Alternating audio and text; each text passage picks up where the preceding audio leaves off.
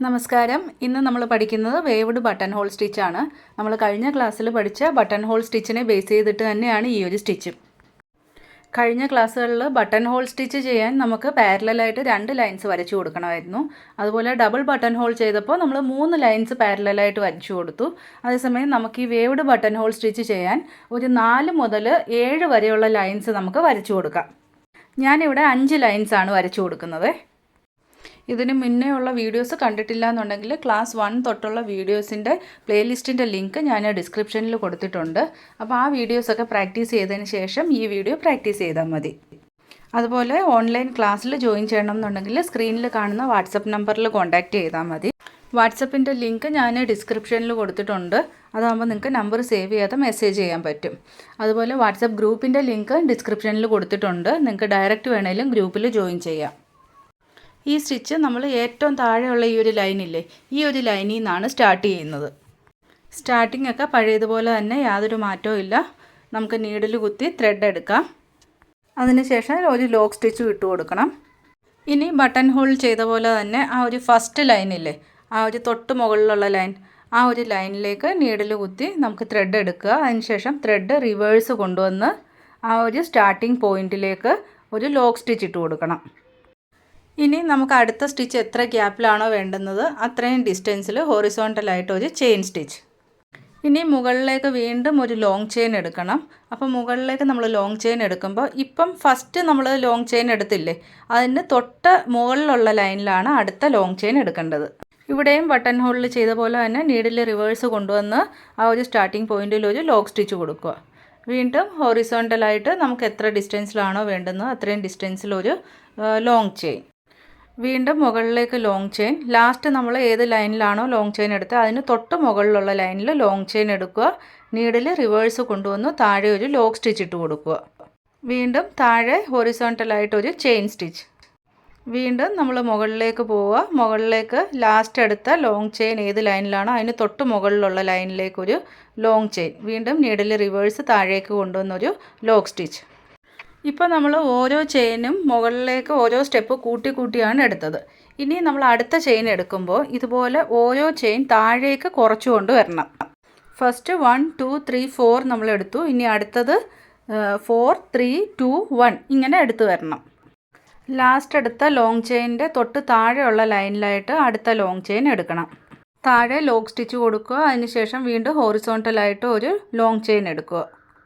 ഈ ഒരു സ്റ്റിച്ച് ചെയ്യുമ്പോൾ നമ്മുടെ ക്ലോത്ത് എപ്പോഴും ടൈറ്റ് ആയിരിക്കണം. ഈ ക്ലോത്ത് ഇപ്പോൾ ഇതുപോലെ ലൂസായി പോയിട്ടുണ്ടെങ്കിൽ നിങ്ങൾ ഇതുപോലെ നീഡിൽ അഡ്ജസ്റ്റ് ചെയ്ത് ആ ഒരു ത്രെഡിൽ വെച്ചതിന് ശേഷം ക്ലോത്ത് ടൈറ്റ് ആക്കി കൊടുക്കണം. കാരണം ക്ലോത്ത് ടൈറ്റ് ആണെങ്കിൽ മാത്രമേ നമുക്ക് ഈ ഒരു സ്റ്റിച്ച് നന്നായിട്ട് ചെയ്യാൻ പറ്റത്തുള്ളൂ. അല്ലെങ്കിൽ തുണി ചുരുങ്ങി പോവുകയൊക്കെ ചെയ്യും. നമ്മൾ ഈ ഒരു റിങ്ങിൽ നിന്ന് ഈ ഒരു തുണി എടുക്കുമ്പോഴത്തേക്ക് ആ സ്റ്റിച്ച് കറക്റ്റായിട്ട് അവിടെ നിൽക്കത്തില്ല. കാരണം മുകളിലേക്കുള്ള ഓരോ ചെയിനും ഒത്തിരി ലോങ് ആയിട്ടല്ലേ എടുക്കുന്നത്. ഇനി ലാസ്റ്റ് അടുത്ത ആ ഒരു ലോങ് ചെയിൻ്റെ തൊട്ട് താഴത്തെ ലൈനിൽ അടുത്ത ഒരു ചെയിൻ സ്റ്റിച്ച് എടുക്കുക. നീഡിൽ റിവേഴ്സ് കൊണ്ടുവന്ന് താഴെ ലോക്ക് സ്റ്റിച്ച് കൊടുക്കുക. വീണ്ടും സൈഡിൽ ഹൊറിസോണ്ടലായിട്ടൊരു ചെയിൻ സ്റ്റിച്ച്. ഇനി മുകളിൽ ആ ഫസ്റ്റ് ലൈനിലായിട്ടൊരു ലോങ് ചെയിൻ കൊടുത്ത് താഴെ കൊണ്ടുവന്ന് ലോക്ക് സ്റ്റിച്ച് കൊടുക്കുക. ഇത്രയേ ഉള്ളൂ നമ്മുടെ waved button hole stitch. Same ഇതേ ഡിസൈൻ ഇനി കണ്ടിന്യൂ ചെയ്യാം. ഇനി നമുക്ക് ഇതുപോലെ നമ്പർ 1 നിന്ന് വേണമെങ്കിൽ സ്റ്റാർട്ട് ചെയ്യാം. അതല്ലെങ്കിൽ ഈ ലാസ്റ്റ് എടുത്ത നമ്പർ 1 ഇല്ലേ, അത് നമ്മൾ ഒരു ഫസ്റ്റ് സ്റ്റിച്ചായിട്ട് കൂട്ടിക്കൊണ്ട് അടുത്തതായിട്ട് ഇനിയും സെക്കൻഡ് ലൈനിലേക്ക് വേണമെങ്കിലും ഒരു ലോങ് ചെയിൻ എടുക്കാം. ഫസ്റ്റ് ലൈന് 2 പ്രാവശ്യം നമ്മൾ ആ ഒരു സ്റ്റിച്ച് ചെയ്താലും അതല്ല ഈ ഒരു ലാസ്റ്റ് എടുത്ത ഫസ്റ്റ് ലൈനിലെ ഒരു സ്റ്റിച്ചിനെ അടുത്ത സ്റ്റിച്ചിൻ്റെ സ്റ്റാർട്ടിംഗ് ആയിട്ട് എടുത്താലും കറക്റ്റാണ് കേട്ടോ. 2 മെത്തേഡും ഞാൻ ചെയ്ത് കാണിക്കാം.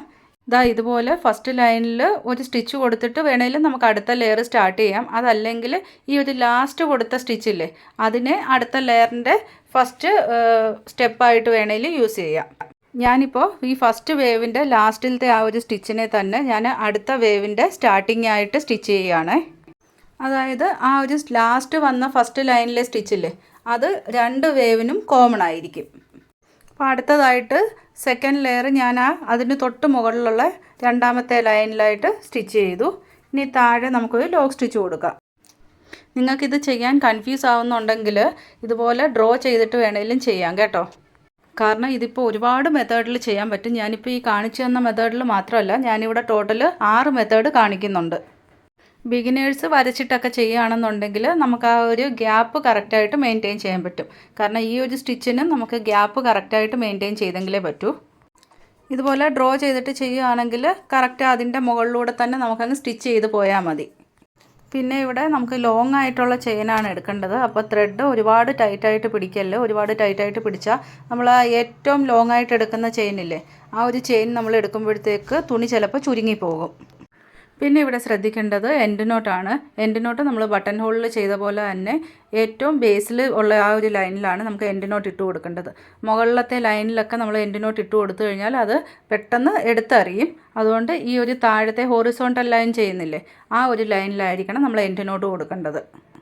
ഇപ്പോൾ ഫസ്റ്റ് മെത്തേഡ് നമ്മൾ ഗ്യാപ്പ് ഇട്ടല്ലേ ചെയ്തത്. ഇനി അടുത്തൊരു മെത്തേഡ് ഞാൻ ഗ്യാപ്പ് ഇല്ലാതെ അടുപ്പിച്ച് ചെയ്ത് കാണിക്കാം. മാത്രമല്ല ഇവിടെ ഫസ്റ്റ് മെത്തേഡിൽ നമ്മൾ ആ ഒരു ഫസ്റ്റ് ലൈനിലെ സ്റ്റിച്ച് ഉണ്ടല്ലോ, അത് ആദ്യത്തെ വേവ് കഴിഞ്ഞ് നമ്മൾ ആദ്യത്തെ വേവിനും രണ്ടാമത്തെ വേവിനും ഒരുപോലെ നമ്മൾ കോമൺ ആയിട്ടല്ലേ കൊടുത്തേ. അപ്പോൾ ഈ ഒരു രണ്ടാമത്തെ മെത്തേഡിൽ ഞാൻ സെപ്പറേറ്റ് ആയിട്ട് ആ ഒരു ഫസ്റ്റ് ലൈനിലെ സ്റ്റിച്ചും കൂടി ചെയ്ത് കാണിക്കാം.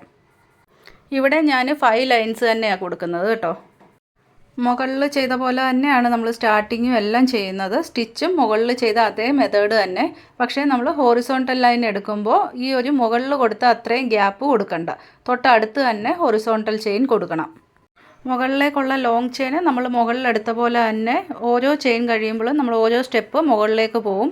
ഏറ്റവും മുകളിലത്തെ ലൈനിൽ എത്തിക്കഴിയുമ്പോൾ പിന്നെ അടുത്ത സ്റ്റിച്ച് മുതൽ താഴോട്ട് ഓരോ സ്റ്റെപ്പ് നമ്മൾ താഴേക്ക് സ്റ്റിച്ച് ചെയ്ത് വരും. ഈ സ്റ്റിച്ച് നമുക്ക് സാരി ബോർഡറായിട്ടോ അല്ലെങ്കിൽ ഷോളിൻ്റെയൊക്കെ ബോർഡറായിട്ടൊക്കെ സ്റ്റിച്ച് ചെയ്യാം.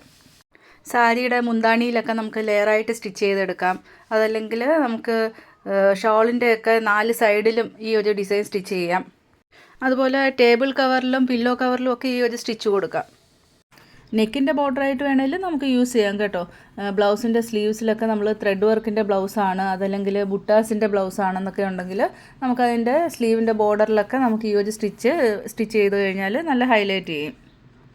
പിന്നെ ഈ ഒരു സ്റ്റിച്ചിൽ ഒരുപാട് ലൈൻസ് എടുക്കാതിരിക്കുന്നതാണ് നല്ലത്. നമ്മൾ 4 to 7 ലൈൻസ് എടുക്കാമെങ്കിലും 7 ലൈൻസൊക്കെ ആകുമ്പോഴത്തേക്ക് ആ ഒരു നടുക്കലത്തെ സ്റ്റിച്ച് ഒരുപാട് ലോങ് ആയിപ്പോവും. അപ്പം നമ്മൾ ഈ ഒരു റിങ്ങിൽ നിന്ന് ഊരുമ്പോഴത്തേക്ക് ആ ഒരു സ്റ്റിച്ച് ലൂസായി പോവും. അപ്പോൾ അത്രയും ഒരു ഭംഗി വരാറില്ല. എനിക്ക് തോന്നുന്നു 4 to 5 ലൈൻസ് ആണ് കുറച്ചുകൂടെ കാണാൻ ഭംഗി. പില്ലോ കവറും ടേബിൾ കവറും ഒക്കെ കുറച്ച് ലോങ് ആയിട്ടുള്ള സ്റ്റിച്ചാണെങ്കിലും കുഴപ്പമില്ല. പക്ഷേ നമ്മളെപ്പോഴും ബ്ലൗസും ഷോളും ഒക്കെ ചെയ്യുമ്പം കുറച്ച് ലെന്ത് കുറഞ്ഞ സ്റ്റിച്ചാണ് കുറച്ചുകൂടെ നല്ലത്. ഇവിടുത്തെ ആ വേവ് സ്റ്റിച്ച് ചെയ്താൽ ശ്രദ്ധിച്ചോ, ഫസ്റ്റ് വേവ് കഴിഞ്ഞ് സെക്കൻഡ് വേവ് ഞാൻ തുടങ്ങിയപ്പോഴത്തേക്ക് വീണ്ടും ഫസ്റ്റ് ലൈനിൽ നിന്ന് തന്നെ സ്റ്റാർട്ട് ചെയ്തിട്ടുണ്ട്. അതായത് ആ ഒരു ഫസ്റ്റ് ലൈനിലെ സ്റ്റിച്ച് 2 പ്രാവശ്യം കണ്ടിന്യൂ ചെയ്തിട്ടുണ്ട്. അതുപോലെ ഈ 2 സ്റ്റിച്ചും തമ്മിലുള്ള ഡിഫറൻസ് കണ്ടോ. ഒരേ സ്റ്റിച്ചാണെങ്കിലും നമ്മൾ 2 മെത്തേഡിൽ സ്റ്റിച്ച് ചെയ്തപ്പോഴത്തേക്ക് ആ ഒരു സ്റ്റിച്ചിൻ്റെ ലുക്കേ മാറി. ബ്ലൗസിൻ്റെ ബോർഡറായിട്ടൊക്കെ നമ്മൾ ചെയ്യുമ്പോൾ ഇതുപോലെ ഗ്യാപ്പ് ഇല്ലാതെ ചെയ്യുന്നതായിരിക്കും കുറച്ചുകൂടെ നല്ലത്. പിന്നെ ഈ ഒരു സ്റ്റിച്ച് ചെയ്യുമ്പോൾ നമ്മളെപ്പോഴും ബട്ടൺ ഹോളിൽ ചെയ്യുന്ന പോലെ ലോങ് ആയിട്ടുള്ളതും ഷോർട്ടായിട്ടുള്ള എല്ലാം സ്റ്റിച്ചുകൾ വരുന്നുണ്ട്. അപ്പോൾ തുണി എപ്പോഴും നമുക്ക് ലൂസായിട്ട് പോവും. അപ്പോൾ ലൂസായിട്ട് പോവുകയാണെങ്കിൽ അതിൽ സ്റ്റിച്ച് ചെയ്യാൻ നിൽക്കരുത്. ടൈറ്റ് ചെയ്തതിന് ശേഷം മാത്രമേ സ്റ്റിച്ച് ചെയ്യാവൂ. പിന്നെ നമുക്ക് എത്ര ലെന്തിലാണോ ഈ ഒരു ഡിസൈൻ ചെയ്യേണ്ടത് അത്രയും ലെന്തിലുള്ള മാത്രം ലൈൻസ് വരച്ചു കൊടുത്താൽ മതി. ചെറിയ ബോർഡർ മതി എന്നുണ്ടെങ്കിൽ നമുക്കൊരു 3 ലൈൻസ് വരച്ചു കൊടുത്താൽ മതി. അതല്ല കുറച്ചുകൂടെ വേണമെങ്കിൽ നമുക്കൊരു 4 ലൈൻസ് വരച്ചു കൊടുക്കാം. നമ്മുടെ ബോർഡറിൻ്റെ വീതിക്ക് അനുസരിച്ച് നമുക്ക് ഈ ഒരു ലൈൻസും വരച്ചു കൊടുത്താൽ മതി. പിന്നെ എൻഡ് നോട്ട് അറിയാമല്ലോ, നമ്മൾ മുകളിൽ ചെയ്ത പോലെ തന്നെ ഹോറിസോണ്ടൽ ലൈനിൽ തന്നെ എൻഡ് നോട്ടും ചെയ്യണം. അടുത്ത മെത്തേഡ് ചെയ്യാനും ഞാൻ 5 ലൈൻസ് തന്നെയാണ് വരച്ചു കൊടുക്കുന്നത്. ഈ സ്റ്റിച്ചിലും വേണമെങ്കിൽ നമുക്ക് ബീഡ്സ് ആഡ് ചെയ്യാം. ടേബിൾ കവറോ പില്ലോ കവറോ ഒന്നും നമ്മൾ സ്റ്റിച്ച് ചെയ്യുമ്പോൾ ഈ ബീഡ്സ് ആഡ് ചെയ്യേണ്ട ആവശ്യമില്ല. നെക്കിനും സ്ലീവ്സിനും ഒക്കെ ബോർഡറായിട്ട് കൊടുക്കുമ്പോൾ നമുക്ക് വേണമെങ്കിൽ ബീഡ്സ് ആഡ് ചെയ്ത് കൊടുക്കാം.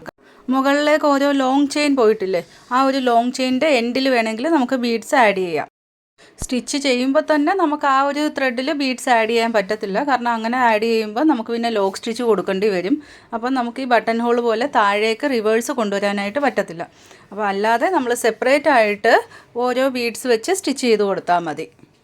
അതൊന്നുകിൽ അരി നീഡിൽ യൂസ് ചെയ്ത് നമ്മൾ ഓരോ ആ ഒരു മുകളിലേക്ക് പോയിരിക്കുന്ന ചെയിൻ്റെ എൻഡിലും ഓരോ ബീഡ് വെച്ച് സ്റ്റിച്ച് ചെയ്തിട്ട് അതിനെ ലോക്ക് ചെയ്ത് പോവുക.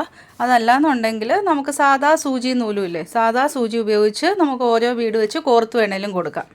ഈ ഒരു മെത്തേഡിൽ ഞാൻ വേവ്സ് ഫുള്ളായിട്ട് ചെയ്യുന്നില്ല, ഒരു ഹാഫ് മാത്രമേ സ്റ്റിച്ച് ചെയ്യുന്നുള്ളൂ. പിന്നെ രണ്ടാമത്തെ മെത്തേഡിൽ ചെയ്ത പോലെ ഒരുപാട് അടുപ്പിച്ച് സ്റ്റിച്ച് ചെയ്യുന്നില്ല, ഒരു മീഡിയം ഗ്യാപ്പ് ഇട്ടാണ് ചെയ്യുന്നത്. ഫസ്റ്റ് വേവ് 1 2 3 4 വരെ പോയതിന് ശേഷം പിന്നെ താഴേക്ക് റിവേഴ്സ് വരുന്നില്ല, ഡയറക്റ്റ് വീണ്ടും 1 2 3 എന്നാണ് വേവ് സ്റ്റാർട്ട് ചെയ്യുന്നത്. ഇതുപോലെ ഹാഫ് മാത്രം സ്റ്റിച്ച് ചെയ്താലും കാണാൻ നല്ല ഭംഗിയാണ്. Feather designs, leaf designs, flower designs, അതുപോലുള്ള ഫില്ലിംഗ് ഡിസൈൻസ് ഒക്കെ നമുക്ക് ഈ ഒരു waved button hole stitch use ചെയ്തിട്ട് ചെയ്യാം. ഇത് ഞാനിപ്പോൾ അടുപ്പിച്ചാണ് ചെയ്തത്. ഇനി ഈ ഒരു സെയിം ഡിസൈൻ തന്നെ നമ്മൾ ഫസ്റ്റ് മെത്തേഡിൽ ചെയ്ത പോലെ കുറച്ച് ഗ്യാപ്പ് ഇട്ട് ചെയ്ത് കാണിക്കാം. ഒരേ ഡിസൈൻ തന്നെ നമ്മൾ 2 മെത്തേഡിൽ ചെയ്യുമ്പോൾ ആ ഒരു ഡിസൈൻ്റെ ലുക്കേ അങ്ങ് മാറും. സെയിം ഡിസൈൻ തന്നെ ആയതുകൊണ്ടാണ് കേട്ടോ ഞാൻ സെപ്പറേറ്റ് ആയിട്ട് ലൈൻ വരച്ച് ചെയ്യാതെ ഒരേ ലൈനിൽ തന്നെ 2 മെത്തേഡും അങ്ങ് കാണിച്ചു തരുന്നത്. പിന്നെ എൻഡ് നോട്ട് നമ്മൾ മുകളിൽ ലൈൻസിൽ ചെയ്ത പോലെ തന്നെ ആ ഒരു ഹൊറിസോണ്ടൽ ലൈനിൽ തന്നെ എൻഡ് നോട്ടും കൊടുക്കണം. ഇനി അടുത്ത മെത്തേഡിൽ ഞാൻ കർവ് ഫിഗേഴ്സ് നമുക്ക് എങ്ങനെയാണ് ഈ ഒരു സ്റ്റിച്ച് ഉപയോഗിച്ച് ഡിസൈൻ ചെയ്യുന്നതെന്ന് കാണിക്കാം. ഇവിടെ ഞാൻ ലൈൻസ് വരച്ച് കൊടുക്കുന്നുണ്ട്, പക്ഷേ ഇവിടെ നമുക്ക് ലൈൻസിൻ്റെ ആവശ്യമില്ല. ജസ്റ്റ് 2 പാരലൽ ലൈൻസിൻ്റെ ആവശ്യമേ ഉള്ളൂ. അതായത് എത്ര വീതിയിലാണ് നമുക്ക് ആ ഒരു ബോർഡർ ഡിസൈൻ ചെയ്യേണ്ടതെന്ന് മാത്രം അറിഞ്ഞാൽ മതി. ഇതുപോലൊരു കർവ് ഫിഗർ ഞാൻ വരച്ചു കൊടുക്കുകയാണ്. ഈ ഒരു കർവ് ഫിഗറിൽ നമുക്ക് എങ്ങനെ ഡിസൈൻ ചെയ്യുന്നതെന്ന് കാണിക്കാം. ഈ ഒരു ഫിഗറിൽ ഞാൻ ഗ്യാപ്പ് ഇട്ടും അതുപോലെ ഗ്യാപ്പ് ഇല്ലാതെ അടുപ്പിച്ചും ഡിസൈൻ ചെയ്യുന്നത് കാണിക്കാം. ഫസ്റ്റ് ഗ്യാപ്പ് ഇട്ട് ചെയ്യുന്ന മെത്തേഡ് കാണിക്കാം. സ്റ്റാർട്ടിംഗ് ഒക്കെ നമ്മൾ മുകളിൽ ചെയ്ത പോലെ തന്നെ. ഇവിടെ നമ്മൾ ലൈൻസ് വരച്ചു കൊടുത്തിട്ടില്ല, അതുകൊണ്ട് സ്റ്റെപ്പ് ബൈ സ്റ്റെപ്പായിട്ട് നമ്മൾ മുകളിലേക്ക് എടുക്കുന്ന ലോങ് ചെയിൻ സ്റ്റിച്ച് ചെയ്യേണ്ടത് ആ ഒരു കർവിലാണ്. അതിനാണ് ആദ്യമേ ആ ഒരു കർവ് ഡ്രോ ചെയ്ത് കൊടുത്തത്. ആ ഒരു കർവ് ഏത് ഷേപ്പിൽ വേണമെങ്കിലും നമുക്ക് ഡ്രോ ചെയ്യാം. ഇതുപോലെ വേവ്സ് പോലെ വേണമെങ്കിലും ഡ്രോ ചെയ്യാം. അതല്ലെങ്കിൽ നമ്മൾ ബോക്സ് ചെയിൻ ഒക്കെ പഠിച്ചില്ലേ, അപ്പോൾ ആ ഒരു ഹെക്സഗൺ ഷേപ്പിലൊക്കെ വേണമെങ്കിലും ഡ്രോ ചെയ്യാം.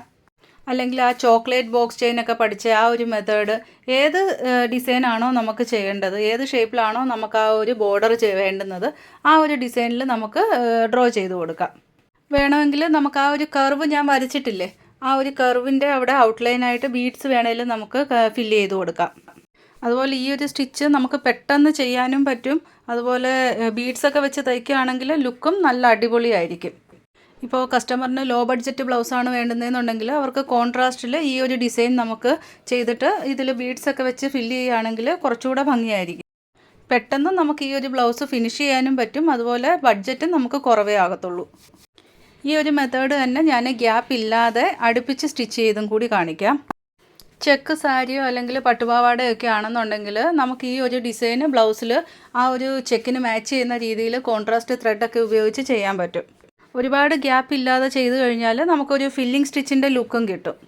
ഈ ഒരു സ്റ്റിച്ച് ഞാൻ ഈ കാണിച്ചു തന്ന മെത്തേഡിൽ മാത്രമല്ല കേട്ടോ, ഇതുപോലെ ഈ ഒരു ലൈൻ ഡ്രോ ചെയ്യുമ്പം നമുക്ക് ഓരോ ഇപ്പോൾ 1 2 3 4 എന്ന് പറഞ്ഞില്ലേ, അപ്പോൾ വേണമെങ്കിൽ 3 മിസ് ചെയ്ത് അങ്ങനെ വേണമെങ്കിൽ നമുക്ക് ഓഡ് നമ്പേഴ്സ് മാത്രം സ്റ്റിച്ച് ചെയ്ത് അങ്ങനെ വേണമെങ്കിലും നമുക്ക് ചെയ്യാം. നമ്മുടെ ക്രിയേറ്റിവിറ്റി അനുസരിച്ച് ഈ ഒരു സ്റ്റിച്ചിനെ ഏത് ഡിസൈനിൽ വേണമെങ്കിലും സ്റ്റിച്ച് ചെയ്യാം. ലാസ്റ്റിൽ ആ ഒരു ബേസ് ലൈനിൽ നമുക്ക് എൻഡ് നോട്ടും കൊടുക്കാം.